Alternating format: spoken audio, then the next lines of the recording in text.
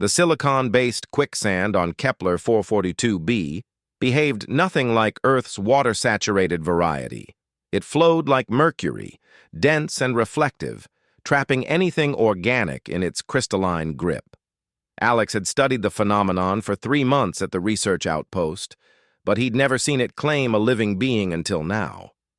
The creature struggled 50 meters from the perimeter fence, her elongated form half submerged in the silvery pool. Through his helmet's enhanced optics, Alex observed scales that refracted light in impossible spectrums, ultraviolet cascades that his visor had to filter. She had 4 limbs, a serpentine tail, and a cranial structure that reminded him of Earth's extinct pterosaurs, though the resemblance ended there. 2 membranous wings beat uselessly against the viscous silicon, creating ripples that propagated in geometric patterns. Command, this is Outpost 7. I have a xenobiological entity in distress, requesting permission to intervene. The quantum-entangled communicator crackled. Negative, Outpost 7, maintain observation protocol. Do not engage with indigenous life. Alex checked his chronometer. The response had taken 12 seconds. The message had traveled through the relay station on Kepler's moon, then back. He watched the creature sink another 5 centimeters. Command, entity will expire in approximately 4 minutes. Requesting emergency override. 24 seconds of silence.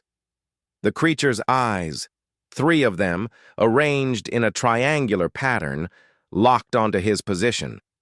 The intelligence behind that gaze was unmistakable.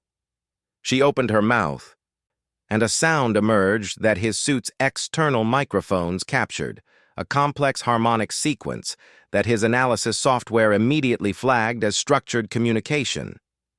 Alex didn't wait for Command's response. He grabbed the carbon fiber extraction pole from the equipment rack and sprinted toward the quicksand pool.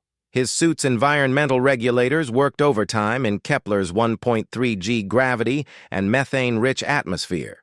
The pole extended to 15 meters, its magnetic grip designed for retrieving fallen equipment. The silicon quicksand surface tension was 0.73 nm. He'd measured it himself. The creature's mass, estimated at 90 kilograms, meant she was sinking at approximately 0.3 centimeters per second. He had maybe 3 minutes. Hold still, he said, knowing she couldn't understand English but hoping his tone conveyed intent. He extended the pole. The creature, Jennifer, he decided to call her, because giving her a name made this feel less like a protocol violation, wrapped her forelimbs around the magnetic grip. Her strength surprised him. The force feedback registered 340 newtons. Alex anchored his boots using the suit's magnetic locks and pulled. The quicksand released her with reluctance, its silicon molecules clinging to her scales in geodesic patterns. When she finally emerged, she collapsed on solid ground, her chest heaving with an alien respiratory rhythm. Her 3 eyes studied him with an intensity that made him uncomfortable.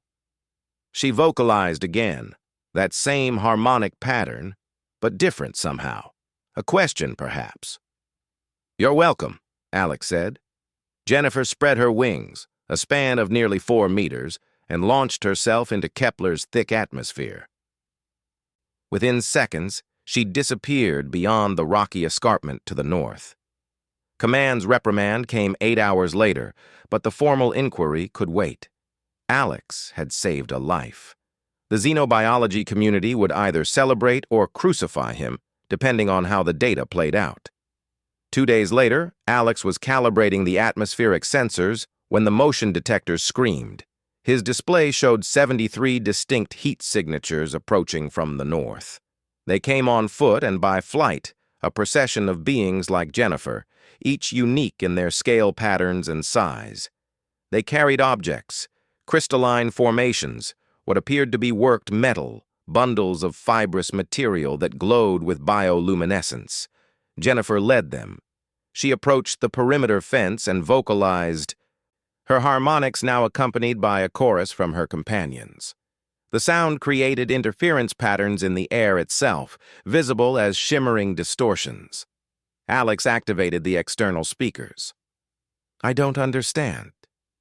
One of the larger beings stepped forward, holding a device that looked like a geodesic sphere filled with liquid light. It placed the device on the ground, and suddenly Alex's suit speakers erupted with synthesized English.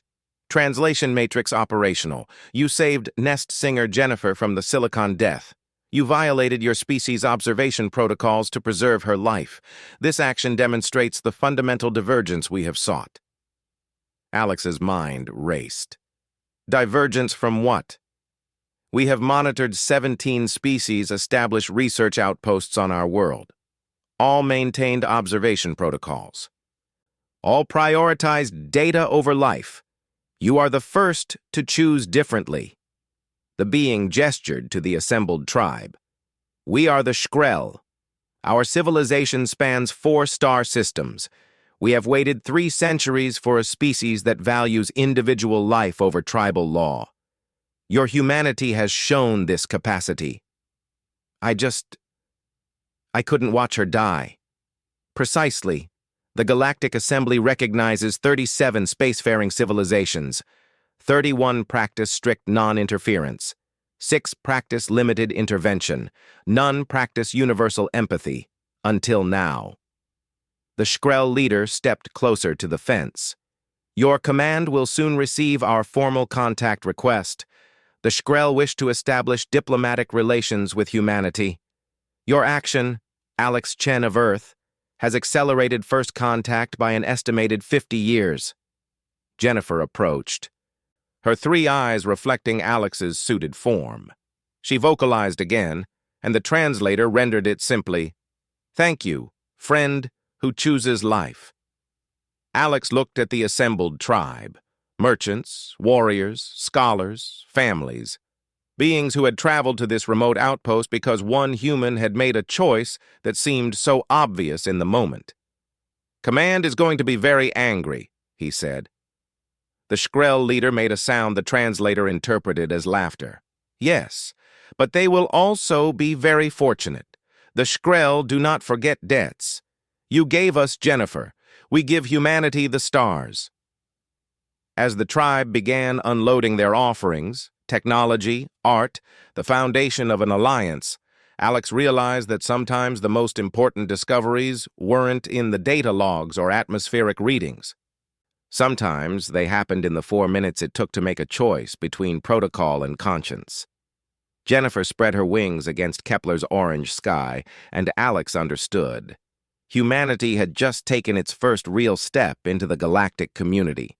Not through superior technology or military might, but through the simple act of giving a damn about a stranger drowning in quicksand.